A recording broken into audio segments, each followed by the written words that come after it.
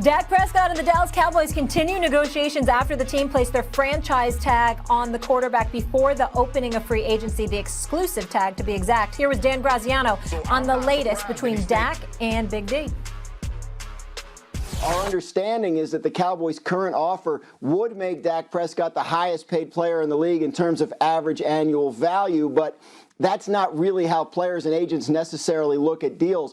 Look at the Ryan Tannehill deal with the Titans that was done by the same agent that Dak Prescott has. It pays him $62 million fully guaranteed at signing over the first 2 years and practically assures him $91 million fully guaranteed over the first 3. You would think that Dak would be looking at a structure somewhat similar to that, albeit at higher numbers given what he's accomplished. So a lot of moving parts here, but I think the key point is they're both sides are intent on getting a deal done at some point between now and July 15th.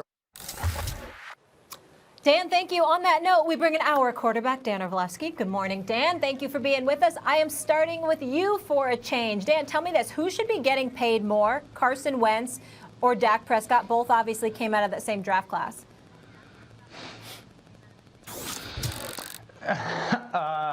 This isn't even close to me. Carson Wentz should be getting paid more. There's a couple of reasons why. Number one of these players has been a runaway MVP candidate before injury, and that was Carson Wentz. Runaway MVP winner in that 2018 season. 2017 season, and then he gets the injury. He was having the second best sophomore season ever at that point behind Dan Marino, and then the next year Patrick Mahomes did it. Number two, he's led his team to the playoffs the last 3 seasons. 2 years ago, certainly Nick Foles comes in and kind of caps it off, but led his team to the playoffs the last 3 seasons. And this is what we do know. The bottom line between these two players, one guy has proven that he can carry a team when it's depleted with injuries, and one guy has proven that he's more reliant on people. We know what Dak Prescott has struggled with when a guy like Tyron Smith has not played, or when he didn't have Amari Cooper, or Travis Frederick hasn't played. Their performance drops off.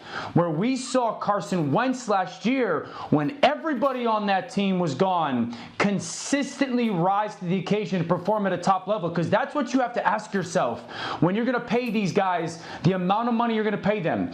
Is that player good enough to overcome the 3 or 4 guys that we won't have on our team anymore because of the amount of money that we have to give them? Carson Wentz proved that last year, I'm good enough, and Dak Prescott hasn't proven that to this point in his career yet. So to me, it's Carson Wentz deserves more money.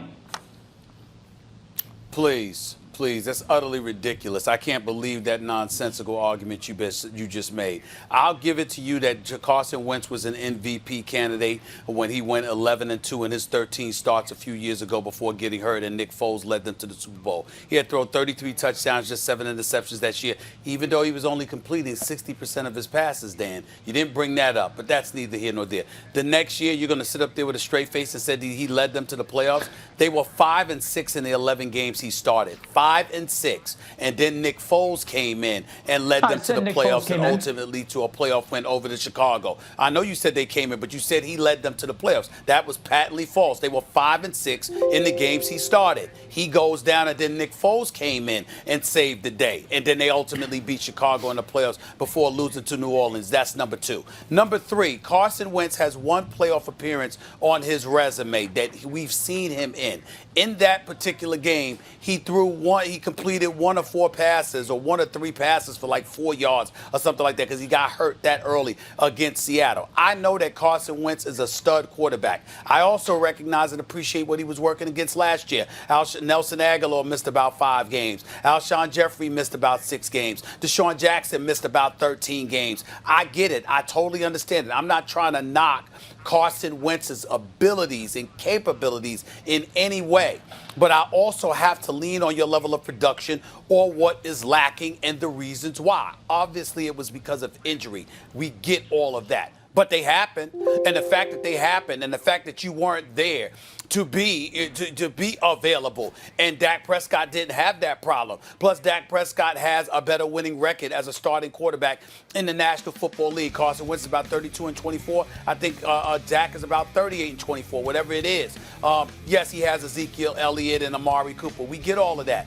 But there's something to be said about him being reliable, him being dependable, him being that leader. And the Dan Orlovsky that I know is a guy that doesn't just focus on your abilities. He also focuses on all of those intangibles. That's why you're so hardcore. Guys make a mistake. You don't want to give second chances. You're ready to ban them from the league and all of this other stuff because you talk about availability and accountability just as much as you talk about ability. And Dak Prescott has been those things for the Dallas Cowboys. He might produce in a different fashion than Carson Wentz does, but in the end, he still produces. His numbers are comparable. Plus, he's more reliable, more dependable because he's more durable. And I think that alone should make sure he gets paid at least as much as Carson Wentz gets paid. That's where I'm at with it. So it is left to me to decide. I am the tiebreaker.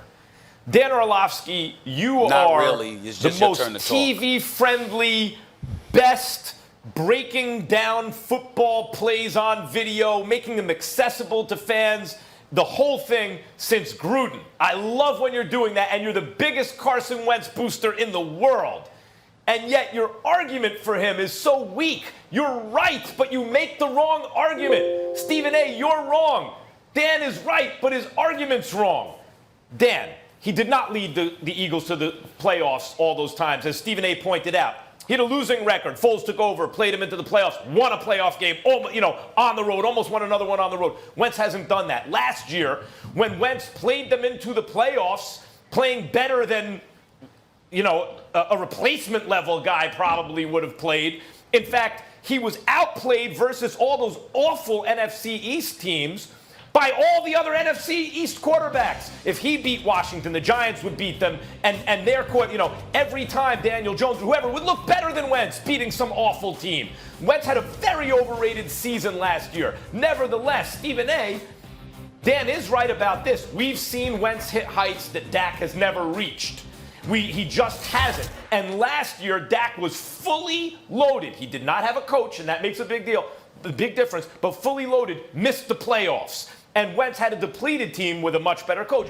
He made the playoffs. It is actually much closer, Dan, than it should be. This should be runaway Wentz because his ceiling is so much higher.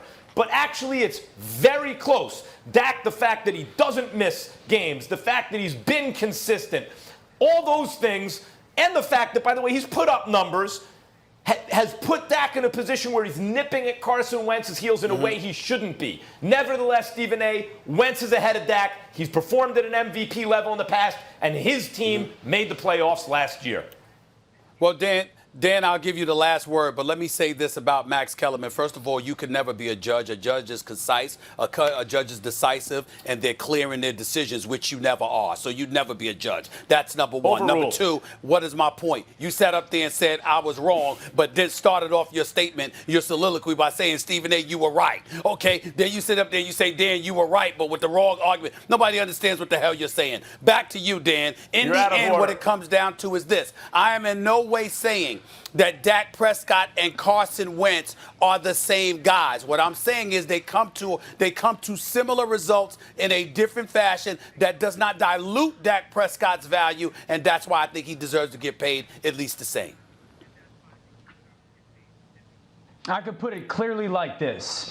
One of these players last year had reasons to make excuses and an opportunity to overcome them, and they did. That's Carson Wentz. He had plenty of reasons to find excuses for lack of success, yet he used it as an opportunity to rise above and prove his worth to his team, and he did that. And Dak Prescott had the same situation, guys. I'll go back to the Jets game. When they go on the road and they're beat up and he's beat up and they're missing Tyron Smith and they go out and lose. And everyone wanted to caveat it with, well, he was missing his offensive lineman.